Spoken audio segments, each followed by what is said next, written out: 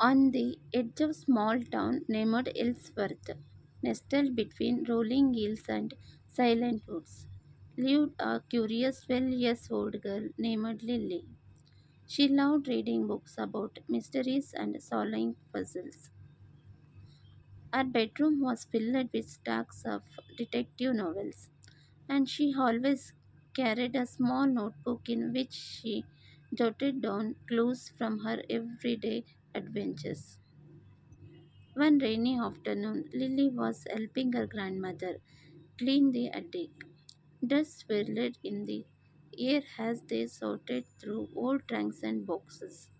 In the corner, hidden beneath a moth eaten quilt, she discovered a small wooden chest. It was locked, and carved into the top was a single word: remember.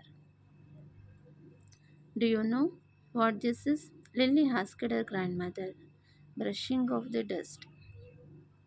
Her grandmother looked at it for a long moment before replying.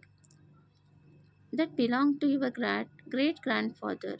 He was always hiding things and playing games. But no one ever figured out how to open that box. Lily was instantly intrigued. That night, she took the chest to her room. She examined it carefully. There were no inks visible, and the lock didn't look like a regular one. Instead, it had a strange, star shaped keyhole. She tried a few old keys from a drawer in the kitchen, but none fit. The next day, she went to the local librarian and asked Mr. Hawthorne, the librarian, if he knew anything about star shaped locks. He smiled, and he led her to an old section filled with the books on antiques and family history. Hours passed. Just as she was about to give up, she found a dusty book with a chapter about Fuzzle's luck. One page showed a picture that looked almost identical to her box lock. According to the book, the key was often hidden somewhere close to the box itself, usually in a place meaningful to the original owner. That night, Lily returned to the attic. She thought about her great grandfather and what had been important to him. Then she remembered that old grandfather clock he used to wind every morning. Heart pounding. She opened the back of the clock. Inside, tapped carefully. Behind the pendulum was a tiny star shaped key. She ran to her room and inserted the key into the chest. With a soft click, it opened.